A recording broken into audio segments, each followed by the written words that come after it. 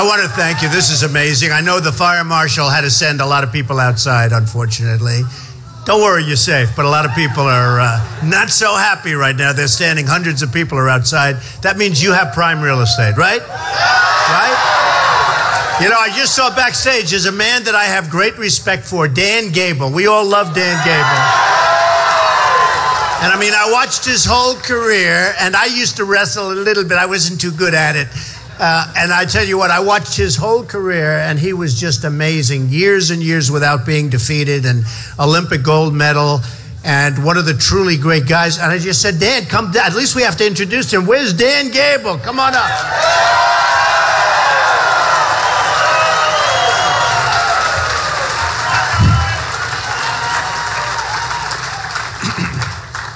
It says, in Iowa, we wrestle. And we're known throughout the world for a great sport of wrestling. You know, I'm here on actually probably more on behalf of wrestling because this guy actually wrestled, and I knew that. But morally, I'm here for like an education purpose, just like you are. You know, a lot of you are probably already committed to him, and you want to go that way for sure. And you know, I'm here to get an education to hope to be able to change hats and put the wrestling hat on. And even though it represents Trump, I'd like to put this Trump hat on as well. So, but I appreciate you having me here. It's my hometown. I love it. I really, you know, I've been a guy that went from Waterloo, Cedar Falls to Ames and then to Iowa City. So I've been around the state, and I'm very happy to be kind of neutral. But at the same time, you know, I'm looking for that quote is unbelievable. Make America great again. So thank you. Thank you, Dan. That was great. And Shawn Johnson, who I love. You know, Shawn Johnson's another great champion, and we love Shawn. And just have a great feeling for Shawn. So we're going to see her one of these days very soon. She wants to come around. So, ladies and gentlemen, I really, you know, here we are at the middle of the day, and people are working, and a lot of people aren't working in this country, however, but people are working here. And, you know, we had some tremendous news, and somebody said, oh, you mentioned the polls a lot. And when you're number one, you mention them a lot. And the reason other people don't mention, because nobody's number one. We're number one. You know.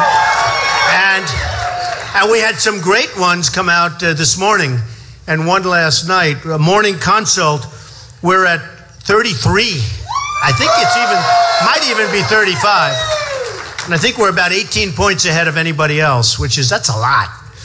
That's one of those deals, you know, if you had a certain country where they say you can call for the election, we say, I want the election tomorrow, right? And Reuters at 32, we're way ahead of everybody. And then three of them came out early this morning, and they talked about them on all of the networks. They were really surprised. Florida, we love Florida. Florida, I was at 21, I went up to 28. We're killing everybody. We're winning by many, many points. And don't forget, you have a sitting senator and an ex-governor in Florida, and we're beating them by many. You know, when you're 28, 29, that's a lot. Especially, you know, when you think you have 16 people in the race. You had 17. One did sayonara, and now you have 16. So you have 16 people in the race, and when you get almost 29%, that's pretty good. And so that's Florida. Pennsylvania beating everybody. Pennsylvania just came out. And these are the big ones. These are the big polls and the respected polls. And Ohio beating everybody, 23. We're beating the governor of Ohio, who's a nice guy, by the way. I don't know, maybe there's a mistake, because actually the governor of Ohio is a quality guy, and he's doing a good job. But we're beating everybody by a lot in Ohio. So, I mean, I love what I see. We're having such a great time. We went on Meet the Press. It was very interesting. Anybody see it on Sunday? And Chuck Todd, who's a very good guy, but he asked me a question. Are there any reasons for which you'd get out? Is there any possible? I said, honestly, Chuck, you know, I'm not a masochist. And I went through and I read something, and I said, I'm not, if I were doing badly, I guess I'd get out. I mean, if my polls went down to nothing, and if you guys weren't all calling, wanting interviews, because, you know, you can always tell how you're doing, because, like, the level of calling for these shows. And then they want to do gotcha, you know, constantly. You do 400 interviews. You answer one question a little bit. So he said, well, is there any way? I said, honestly, if I did terribly, and all of a sudden next day headlines, Trump may get out. In other words, he may. I said, I didn't say that. I said, in fact, my wife said, I'm not going anywhere. You better believe it. He knows Trump. You've got the same mentality, right? We're not going anywhere. But I watched the politicians. They're at 1. I watched one of the politicians the other day. He's at 1. No chance. In fact, I think he's going down to 0. Would you get out? Absolutely not. We're in it to the end. Now, he's going to cancel out next week. But honestly, that's called politico speak. When you do that, and when you talk that way, it's really easier, because there's no story. So if he would have said, well, I'm thinking about it, I'm not doing well, of course nobody would have written that story anyway, because nobody cares. So politics is interesting, and I was never a politician before. For 3 months I've been a politician. And for 3 months we've been number 1. They used to say, well, Michelle Bachmann, nice woman, Herman Cain, good guy, but they were there for a week. And you know all about Michelle Bachmann, right? She won your straw poll, which you don't have anymore, right? Tells you.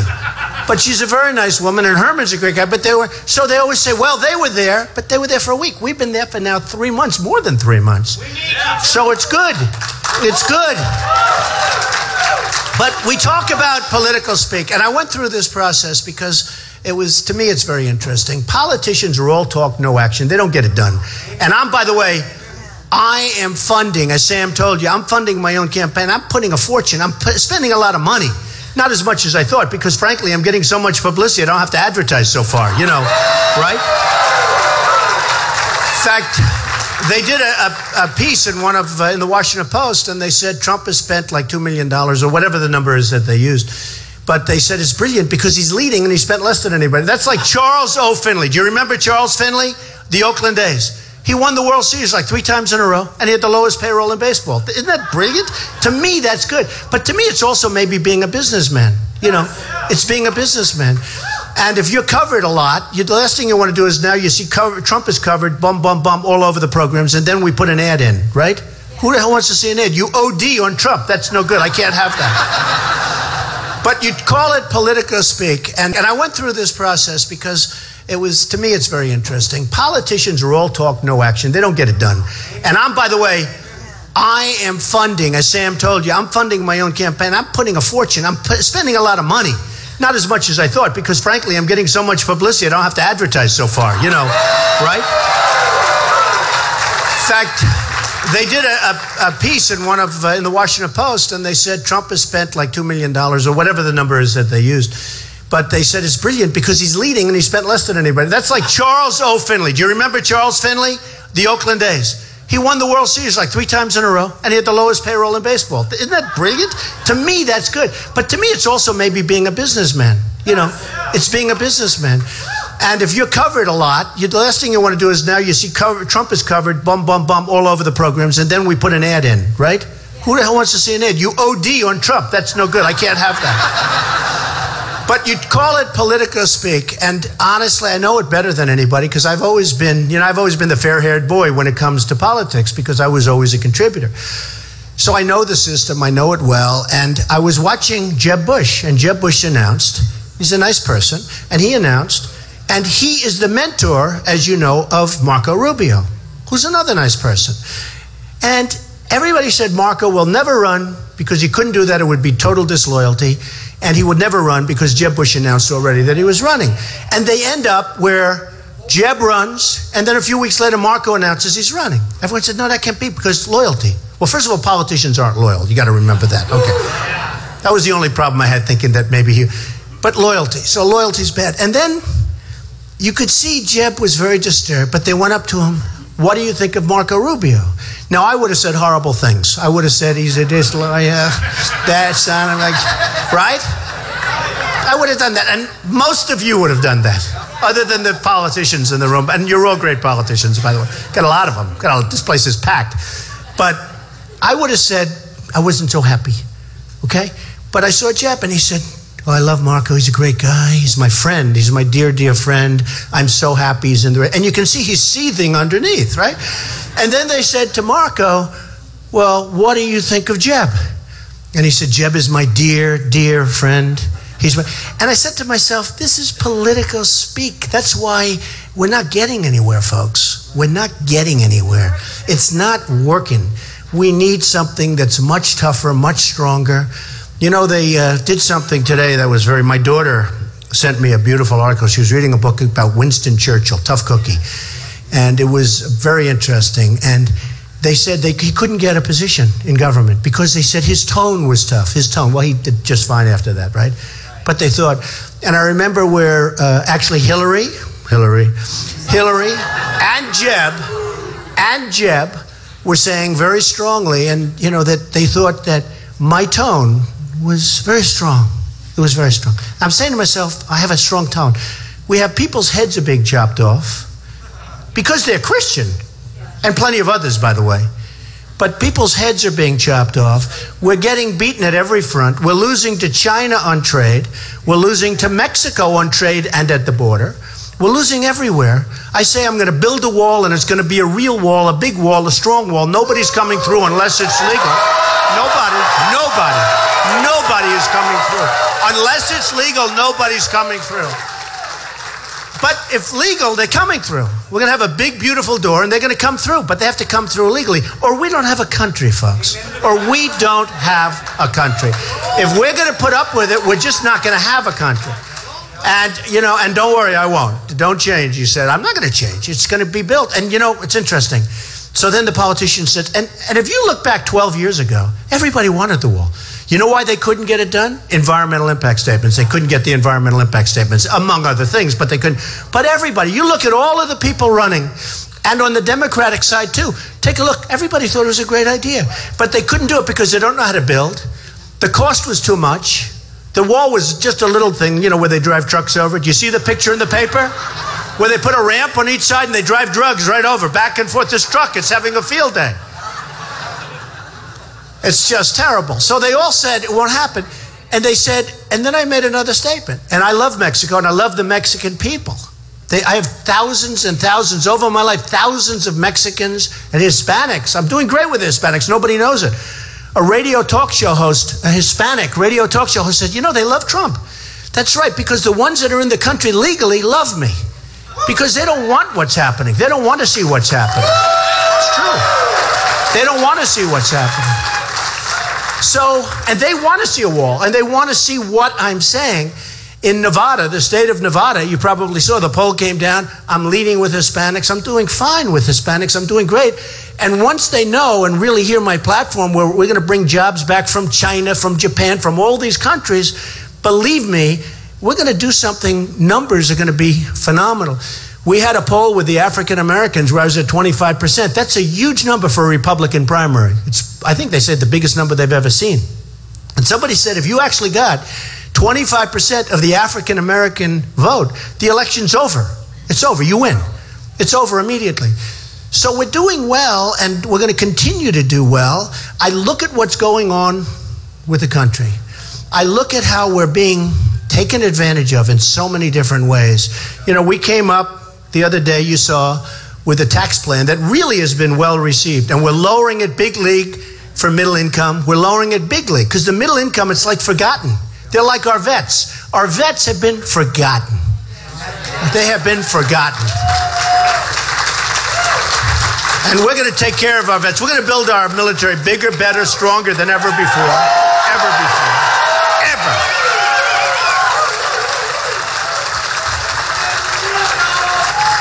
And that doesn't mean we're going to use it. In fact, the stronger we get, the more likely it is that we won't have to use it. Right now, it's true. We don't want to use it. We don't want to have to go to wars. You know, I've taken a very different position on Syria. So we've got $2 trillion in Iraq. We lost thousands of soldiers, thousands, over 5,000. We have wounded warriors all over the place who I love, who we all love. I mean, they're wounded warriors. They're braver than all of us. These are incredible people. We have nothing. We have nothing. Right now, Iran is talking to Iraq. They're going to take it over. In fact, Russia's now talking to Iraq. They're going to do some bombing and of ISIS, which, frankly, I think is a great thing. Let Russia bomb ISIS. What are we talking about? What are we talking about? They want to bomb them. Let them bomb them. Bomb the hell out of them. No, bomb them. But, and I said that, and somebody said, oh, that's controversial. A couple of the countries said, no, we will not speak to Russia. We will not talk to Russia. And we will go and confront Russia. What, over Syria? We're going to start World War III, right? Give me a break. We'll know when to play games, folks. We'll know when to play games. This isn't the time. And by the way, now Russia is, when I first made the statement, they were hitting our so-called allies that we have no idea who they are. You have Assad. He's a bad guy. And we're fighting for people. We have no idea who they are. A general, I spoke to him 3-4 days ago, good guy, knows that area very well. I said, what do you think of the allies? We call them the allies. They're called the rebels, Free Syrian rebels. What do you know? He said, we know nothing about them.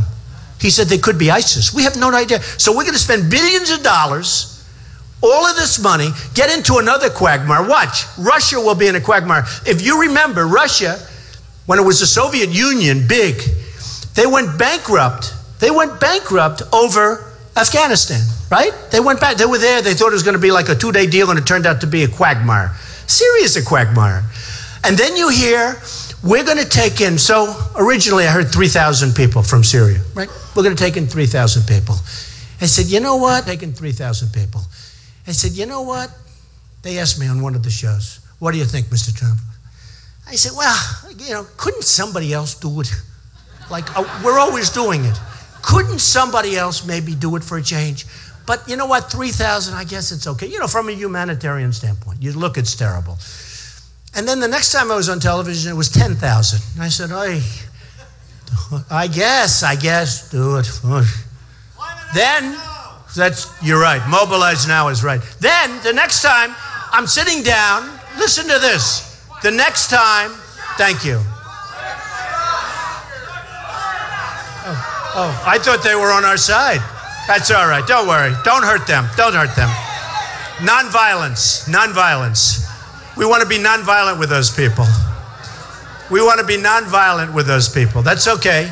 That's all right. So what happens is the next time I hear, we're taking in 200,000. They want to take in 200,000. Okay? 200,000. And you look at the reports, it's going to cost billions of dollars. We owe $1.9 trillion. We owe $1.5 trillion to China, $1.5 trillion to Japan. Think of it. We owe think of it. We owe 19.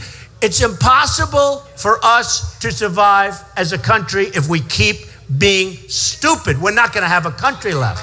We're not going to have a country left. So,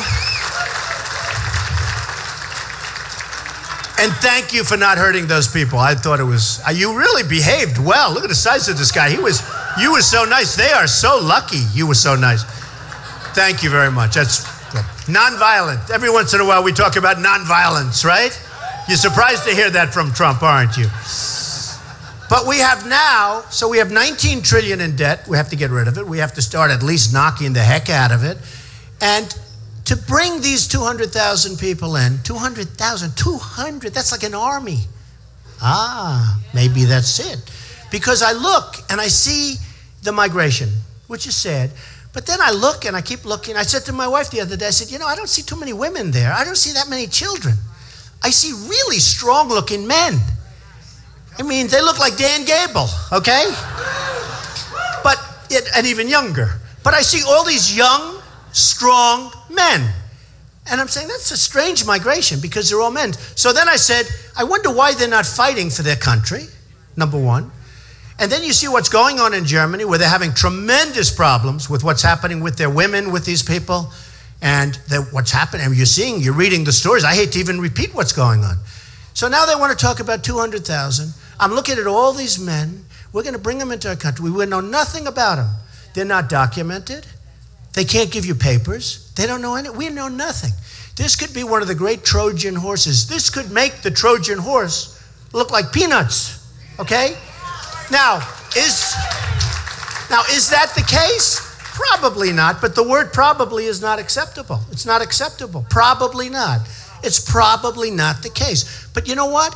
Why are we taking chances? We're going to spend billions of dollars over a 10-year period. They say it costs billions. And I actually said to one, and I've said it very strongly, because if I'm president And if I win and I become president, they are going back. They're going back. They're going back. They're going back.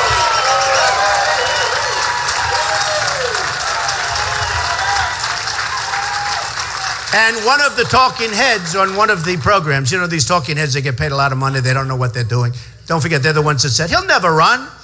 Then they'll say, he never files his financial. He won't do it because maybe he's not as rich as people think. And it turned out I'm much richer. I did file him, and I filed him on time. It turned out they said, oh. Then they're saying all sorts of things. Well, he won't last long. So when I started, I went to 8, and they said, he plateaued. Then the next week, I went to 16, right? And they said, oh, well, but that's a plateau. Then I went to 20 to 24. I mean, we had a poll today. I think it's 35 or 34. It's crazy. I want a plateau now. I'm satisfied. Hey, you know what? We want a plateau.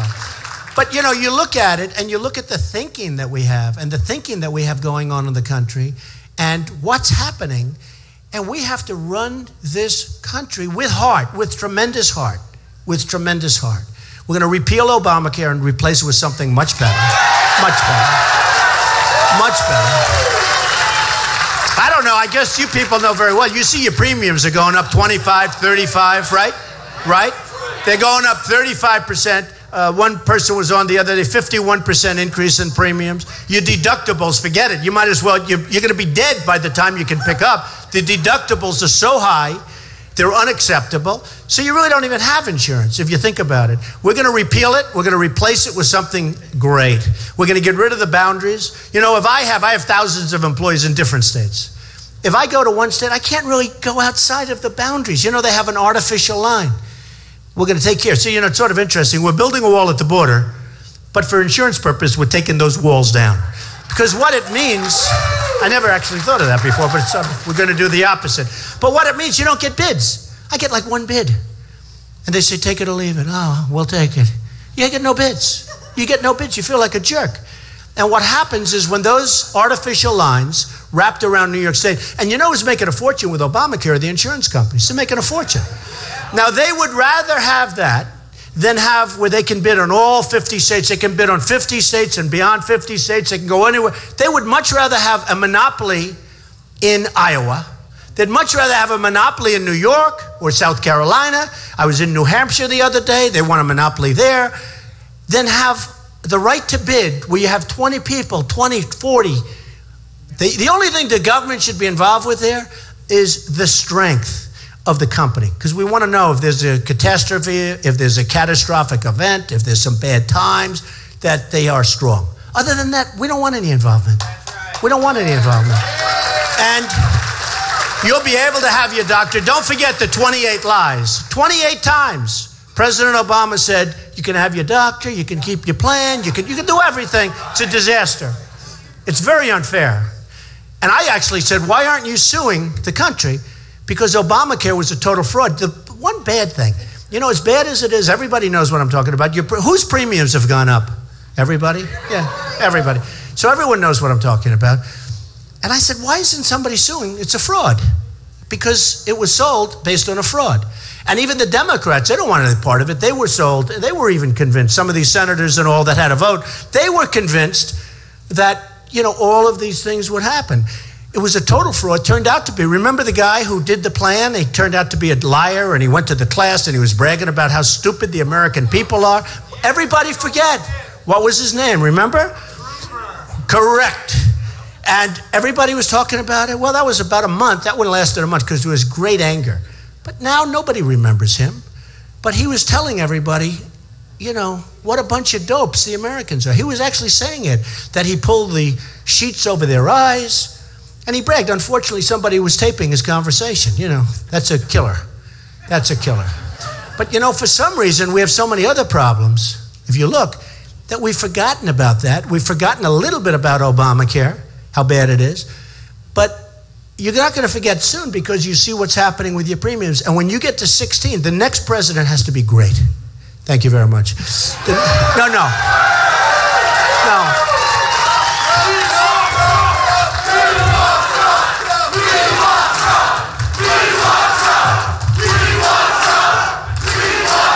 Thank you. The next president has to be great because in 16, Obamacare just kicks in. You know, it's funny. They gave me a review on my speaking ability. The other day. And they gave me great marks. Really great. In fact, I said, maybe I should do this in charge and do it professionally. No, they gave me great marks. But you know what they said? His one mistake is he speaks through the applause. In other words, people are applauding and I speak through. You know why? Because I'm so excited about talking about this stuff. Because, you know, I don't want to wait for the applause. Does that make sense?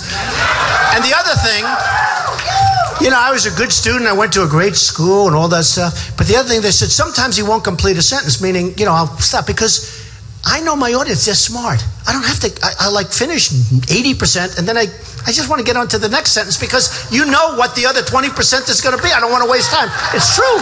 It's true. But they gave me these great marks and they said he speaks through the applause. So now what I did the other time, we had an amazing day in Tennessee last week. We had a tremendous, we always have tremendous crowds. Hey, in Dallas, we had 20,000 people in the Mavericks Arena where they play. And we had 20,000 people. Mark Cuban, he was terrific. He said, you want to use it? And we had a few days to fill it up. In Mobile, Alabama, we had 35,000 people. In Oklahoma, we had 20,000 people at a band shell. It was incredible. I mean, it was incredible. And it's fun to speak because a friend of mine last night, he said, are you at all nervous? I said, you know what, it's funny. You don't get nervous, even though I have all these live television cameras. You know, they have trucks outside. Everything's live. My speeches are always live. I'd say, why don't you let me do some non-live so I can repeat it a little bit? You know, it's tough when you're on television. You can't even repeat the same speech. But he said to me, do you ever get nervous? I said, you know, it's funny. There's such love in the room. Every room. There's such love. It's sort of like a happening experience. It's a crazy thing. You don't really get nervous. There's nothing to be nervous about. We're all on the same side. And there's a great feeling in these rooms, not only here, but if I go to any other place. I mean, in Dallas, 20,000 people. I'm sitting there with a little thing like this. And I'm saying, it's like, there's nothing to be nervous. Everybody is going crazy. They're applauding. Because you're saying, you know, they called it the silent majority, and people hit me for that. Oh, that's not nice, because that represented something years ago having to do with Nixon, frankly, and they were saying, oh, that's not nice using the word silent majority. And I said, but you know, it's such a descriptive term because we do have a silent majority. But then I said to myself, it's not really silent. It's really not. I mean, you see yourselves, it's not a silent majority. It's really a very, very aggressive, noisy society now. It's not even a good term to use, silent majority, because it really is a society that wants results. We want to make great deals. We want smart thinking.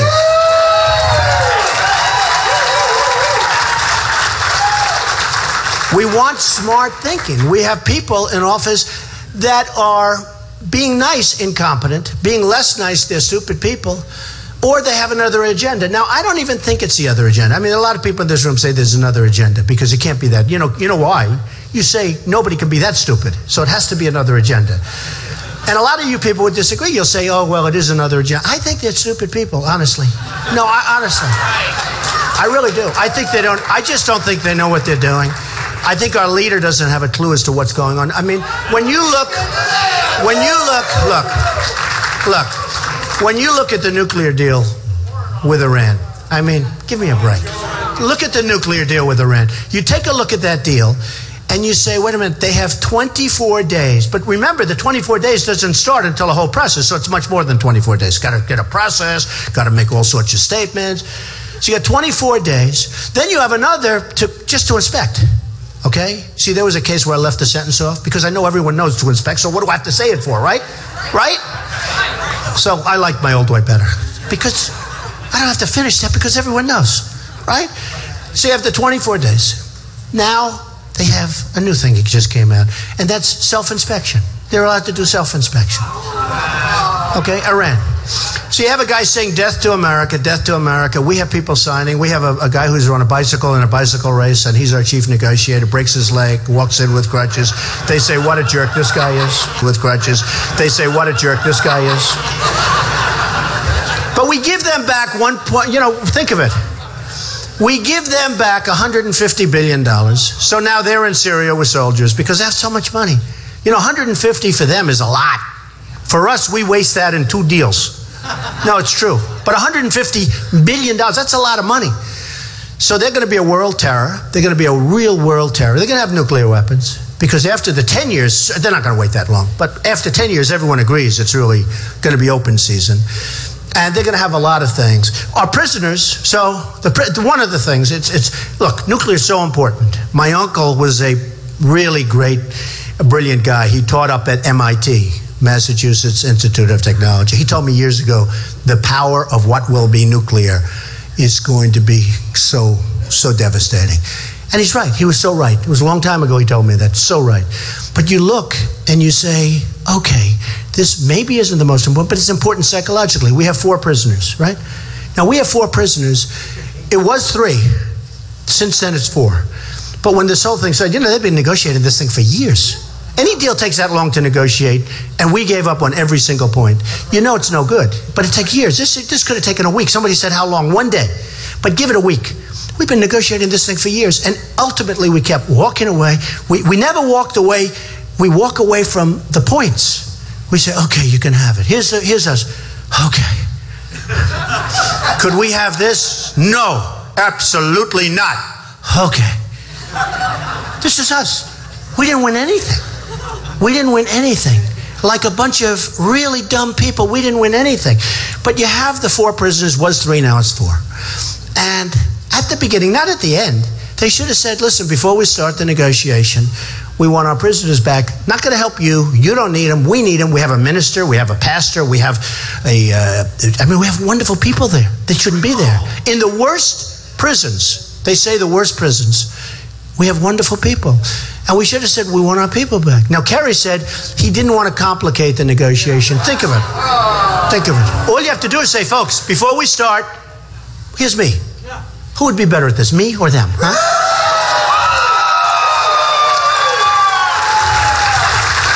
And you go, the beginning, right? I'd say, first thing, good afternoon. Maybe I wouldn't say that because it's just a waste. Honestly, it's a waste of time. You ever see these guys, they walk in, oh, it's beautiful weather. Isn't it, Donald? Beautiful out, raining. Oh, it's raining. How the Yankees doing tonight? Who cares, right? Who cares?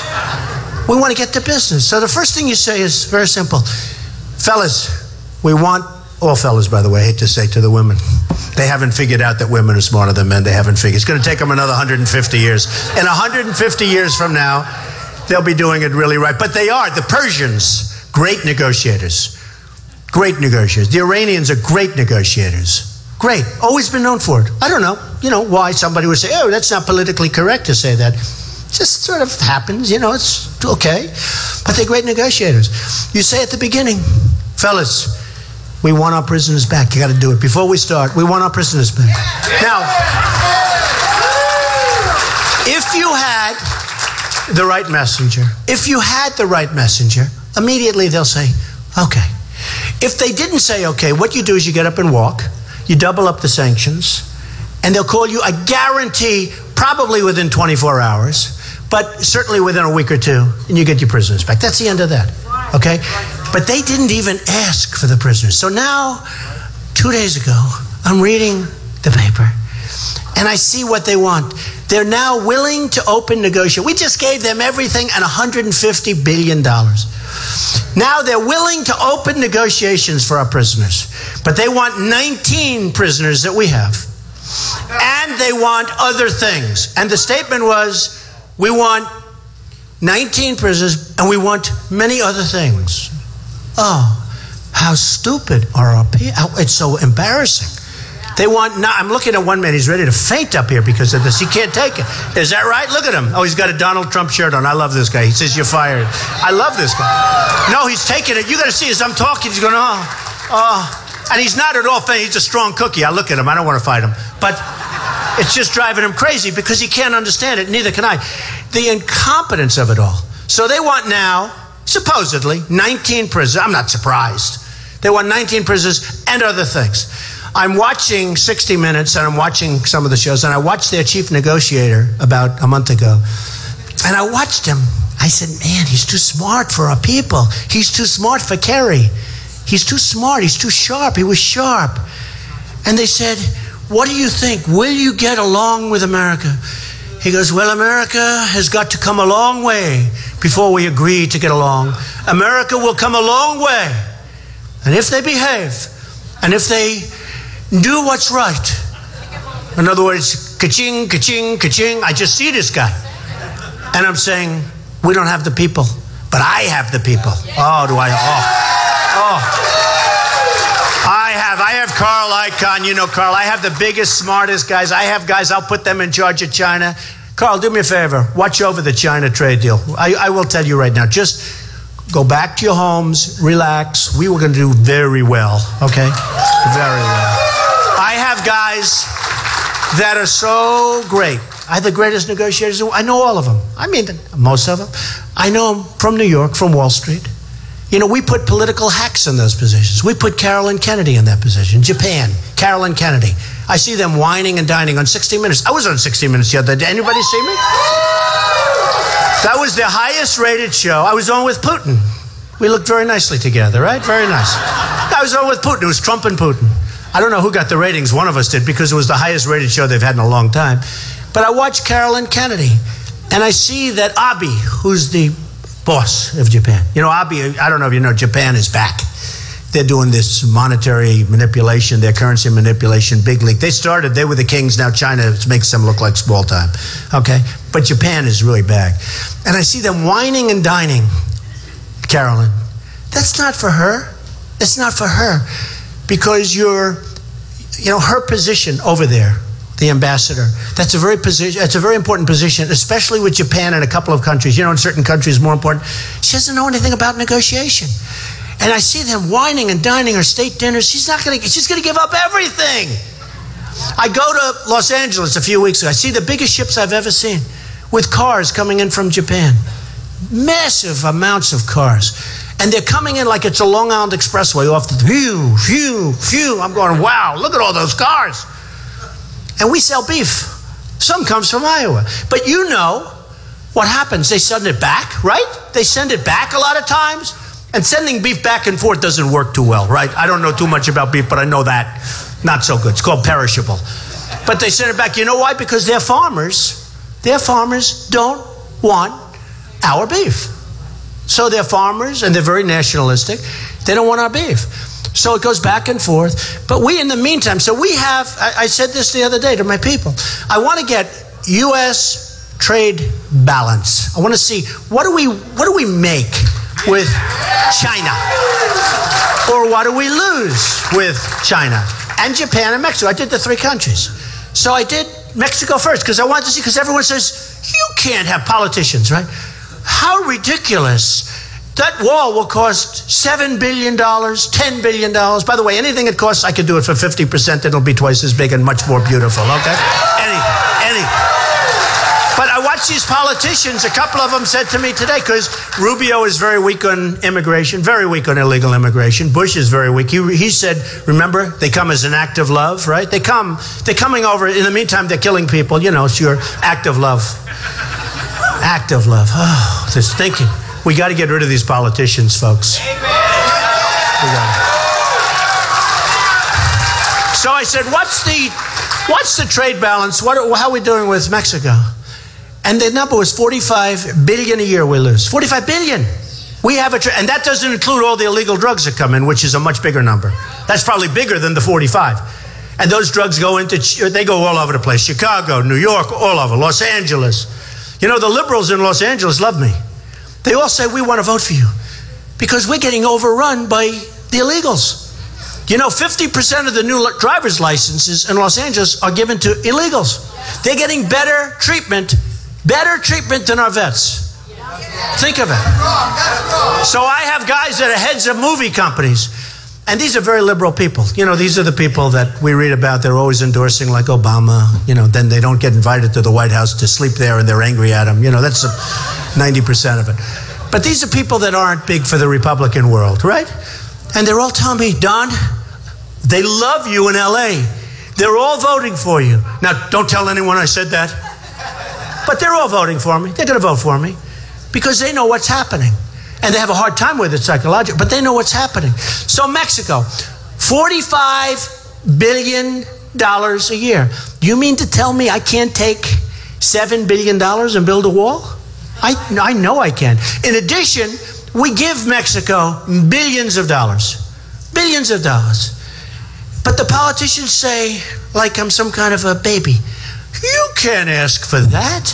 How ridiculous. Why would Mexico ever think of paying $7 billion to build a wall? And I say, because they're making $45 billion a year, you idiot. It's unbelievable. No, it's unbelievable. So I said Mexico, $45 billion a year, okay? Trade imbalance, $45 billion a year. And by the way, Nabisco moving to, you heard about that. Nabisco leaving. I love Chicago. I love Chicago. By the way, toughest gun laws in the world, Chicago. And people are shooting themselves all over the place, okay? So when these people want to take away your Second Amendment rights, believe me, just refer them to Chicago. Refer them to some of these places. I'm a big Second Amendment person, believe me, the biggest. But no, when they want to do that, just refer them in. So, okay. So Mexico, $45 billion. Then I say Japan, the cars. How much? Trade imbalance. Almost $60 billion a year. Then I say, okay, this is the one I didn't want to hear. Give me China. Give me China. They come back, and these are great numbers. These are accurate numbers. Almost $400 billion a year imbalance. Imbalance. How do we have? Now, they're taking our jobs. They're taking our money. They're taking our base. And we owe them $1.5 trillion. How does that work? That's like, I always say it's like a magic act. It's like a great magic act.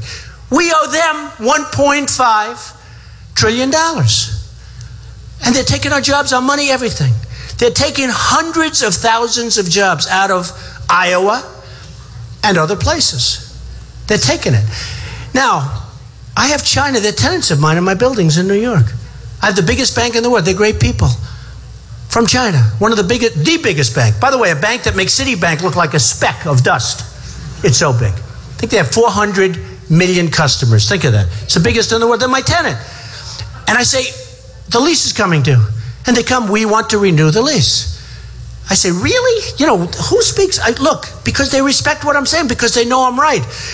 In a magazine, they had a thing, what do the Chinese most want?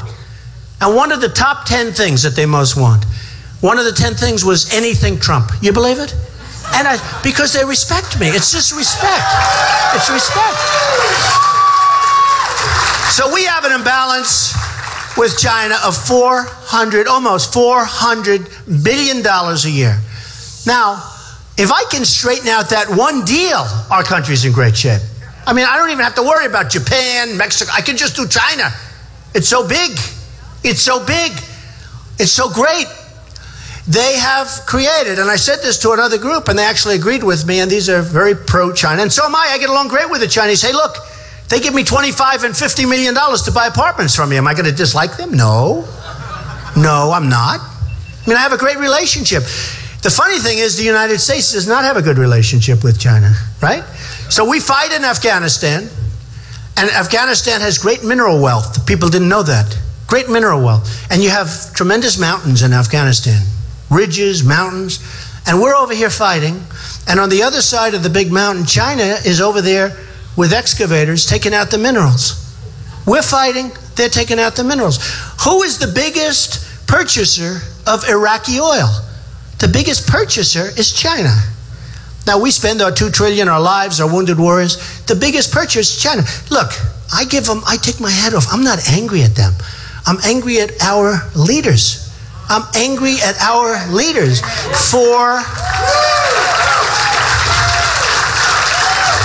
not knowing what's happening. And I'll tell you something. I will bring that down to a point where you'll be very happy, and maybe we'll even make something. And even if we broke even, do you know the difference in our country if we could just be like even? And it's so easy to do. They manipulate their currency. They make it impossible for you folks and businesses to compete. They, by the way, charge taxes all over the place if you're going to send your product in there. We don't. We don't. You know, people talk about free trade. That's not free trade. That's dumb trade. It's dumb trade for us. I'm a free trader. But you need to have people that can represent us properly. I believe in free trade. And all we have to do is say, listen, if you don't bring your currencies up, if you stop it, because they just did a manipulation, the biggest in the last 2 decades. You read about it 2 weeks ago. Headline. Nobody does anything about it.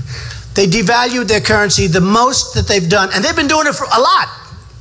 But the last one was a big, because they figure that what we have is we have people and politicians, meaning our leaders, politicians, that are so inundated with other problems between Syria and the Iran deal, which we can't do, and so many other deals, that they've seen this and they are so inundated with so many problems that we'll be able to devalue the most we've done in 2 decades. 2 decades, that's 20 years. That's after killing us for the last long period of time. That we'll do it and we'll get away with it. And they got away with it. In fact, it wasn't even that big a story. But it means you can't compete. And all we have to do is say, fellas, look, here's the story. We're going to charge you tax coming into the United States. I don't think they'll ever pay it, by the way, because I think they'll behave. But we're going to charge you about a 32% tax coming in. And that's peanuts. We're being very nice at 32%, because what they've done is far greater than 32%. But all of a sudden, I have a friend from China who bought an airplane. Bought an airplane in the United States. He can't get it back to China. I said, why? Because the tax is so big that I refuse to pay it. Now, you don't know that. You don't hear these stories. But with China, we don't charge them anything because we have people that don't have a clue. So with my people, believe me, I have the best. I have the best. You know, I always say, not all of them are nice. Do we care if they're nice? Do we really care? I say it all the time. Some of them are horrible, miserable, beautiful people. You know why they're beautiful? They're beautiful because they're going to do a beautiful job for us, because that's what they do. They're great. They're the best in the world. We have the best negotiators in the world. We have better negotiators than the Persians. We have we have the best in the world, but we don't use them. We use political hacks. We use people that gave campaign contributions, and they get a job in government because they want to work in government. We have people that become ambassadors that shouldn't be ambassadors. And other countries say, wow, this guy really doesn't have a clue. Never been to these countries, doesn't know anything. And these are the people we have. And the nice part is, and I don't know if it's worth it, because it's something that, you know, I'm not used to this. I'm being offered millions and millions of dollars to run. You know, I'm in #1 position. When you're in #1 position, man, you wouldn't believe the money could flow in. I don't take it. I sort of feel like maybe I'm as stupid as the people representing us. It's just so foreign to me. No, I don't want it. I don't want it. I mean, I have people, and we take the little tiny women sending in $7, $8, $100, $200. We take little contributions, because how do you send it back? They want to invest in the campaign, and it's a great thing. And if you sent it back, oh, I'm sorry, we're not taking your $7. We're not taking your $322.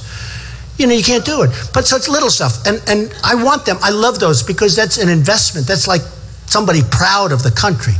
But we're not taking the contributions. We're not taking contributions of millions, $5 million from a lobbyist, $2.5 million from these special donors and special interests. And everybody that puts up that money wants something for it.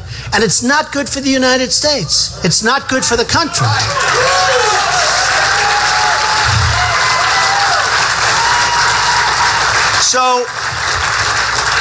So I'm self-funding. I'm the only one that's self-funding. You know, when you look at Hillary and Jeb and Marco and all of the people, they're all taking tremendous amounts of money. I mean, I had a case. It was a very bad thing. Club for Growth. You know who the growth is? Their wallet. That's the growth. Club for Growth. This group, they say, oh, we're a conservative group. They come up to see me in my office. The guy asked me for $1 million. I said, I never even heard of him. He wants $1 million. I don't mind. I can give him $1 million. But I never heard of the guy. So he comes up. They want $1 million for Club for Growth, a conservative organization. So I'm conservative. I said, well, that's fine. But, you know, and I get it in writing to show you how stupid they are. He puts it in writing, writes me a letter. We'd like him in. We turned him down.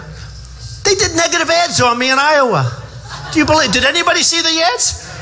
They were actually good ads for me. I looked good. You know, I was younger. I really looked. I actually said, I wish I could look like that again. Wow. I didn't realize I was that good looking. No, they gave you these great ads. They said I raised taxes. You know, my tax plan is cutting the hell out of taxes. In fact, if there was any criticism, it was that I cut taxes too much. But they said I raised taxes. I raised taxes. You know, they came up with all Nonsense. And I don't know, I spoke with Chuck, I spoke to my people. They say nobody even talks about it. But think of it. They come to your office, you say very nicely, no. All of a sudden, they come out with a vicious letter they're against Trump. I guarantee you one thing. If I gave them $1 million, there's no ads, there's no nothing. So a lot of cases, when you watch television, and they have $300, $400 million out there, all of them. Not Club for Growth. I think I've really crippled them. I've really hurt them badly. They have been hurt very badly. They have been hurt very badly. In fact, I'm doing a book because Simon & Schuster, great company, came to me. They want me to do a book. You believe this? So I said, I'll do it. And they made a big payment. I'm going to give it to charity, all of it. Big payment, a lot of money. I mean, I feel stupid not doing it, if you want to know the truth. The last thing I wanted to do is a book. But I called the book. You know what it's called? I was going to say, the Make America Great Again book. It's too nice because our country's in trouble. Then I was going to say, Greatness in America. And I said, it's too nice. Then I had a photographer come up. And I said, do you think I should be smiling? And took this beautiful smile. And there was one picture that was just mean. I think he got me in it was a horrible, horrible, mean picture. Like a nasty looking guy. No smum. I'm like this. And then I said, I read something and it was so bad. I said, we're going to call it Crippled America. Because that's what it is. It's Crippled America. And we're going to call the book. And I thought I'd have some, Simon & Schuster, big deal, right? The best, the Rolls Royce of the books. And I said, I think they probably won't allow that title to be used because it's a tough title, nasty title. And we're going to call it Crippled America. It's going to come out in 3 or 4 weeks. I'm so proud of it. I worked so hard on it. With everything else, I'm writing books. This was the last thing. But it was a lot of money that's going to go to charity. And frankly, I think the title is amazing. And I used that horrible picture of me. It's a horrible picture. And I talk about our country. I talk about the problems. I talk about the solutions. But the biggest solution is really smart people. That's really, if you get right down, because there's so many things, whether it's trade or military or this or that, there's so many different things. The borders. Dwight Eisenhower was a good man, right? Everybody liked him. They did a big operation years ago, big operation where they moved people out that were here illegally. And it didn't work because they were moving them right over the border and they kept coming back. And then you know what happened? They moved them all the way down south. Hundreds and hundreds of miles away. Nobody ever came back. And nobody said Dwight Eisenhower was a bad person. He was a great humanitarian. He was a great general. But he was our president and they did it. But we don't do things like that. Today we have Sergeant Bergdahl, a traitor. Right? Bergdahl. So Bergdahl, today, Bergdahl was a traitor. 6 people died going after him. He left. He was a traitor. 6 people died going after him. Died. Killed. Young, incredible kids. Unbelievable people. Young people. 6 of them died. Now they get Bergdahl, and what do? They trade one traitor for the 5 guys that they most wanted for the last 10 years. Right? They got the 5 guys, and this is the way we negotiate. And then the other day, I'm hearing, normally, hey, 25 years ago, 50 years ago, 100 years ago, you do what he did, it's bing, and it goes quickly, right? It's called, you're dead. Treason. It's treason. You don't even hear that word. It's treason. So what do we do with Bergdahl? The other day I'm hearing, well, it's unlikely he'll serve any jail time. He wasn't feeling so good. Can you believe this? Can you believe this? Here's a guy who was a traitor where 6 people were killed looking for him. And don't kid yourself, a general and a colonel went to interview the people, the young men and women in his group. And they all knew before they made the deal that he was a traitor. That wasn't like, oh, they made a mistake. I could almost understand that. We made a mistake. I wish we didn't do it. They knew that he left. So why would they make a deal like that? Why would they do it? So they're getting 5 people that they most wanted. We get this guy, and the other day I'm hearing that he probably won't even have to serve jail time. Our country is in serious, serious trouble. And I can only say this, if I get elected president, you are going to be, now, I know, I hear that a lot. I'll say if, because honestly, look, I'm running against a lot of different people, and who knows what happens. But so I have to say if, and I'd like to say when, but I don't want to be too braggadocious. Does that make sense? No. But look, you do. I mean, we have a long way to go. We have actually only 4 months now. Think of it, 4 months until we hit that big day, that special day that, you know where that starts? Right here. Right here. It starts right here. But if I get elected president, I will tell you that you folks, you're going to remember this day, but you folks are going to be so proud of our country. We are going to have so many victories. We're not going to have defeats anymore. We're going to have so many victories. We're going to be run really smartly. We are going to have a country that you're going to be so proud of. We're going to take this country back.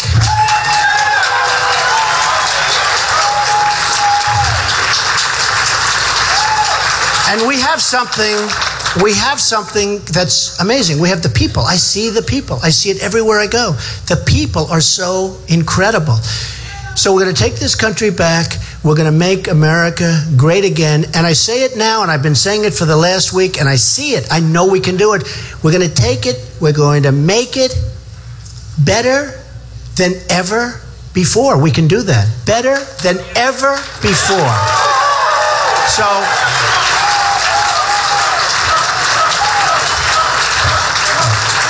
So I just want to thank all of the people in Iowa. We're doing great here. We thank you. I love you too. But we're doing so great in Iowa, and I just want to thank all of the people. And I'll be here a lot over the next 4 months and beyond, by the way, and beyond.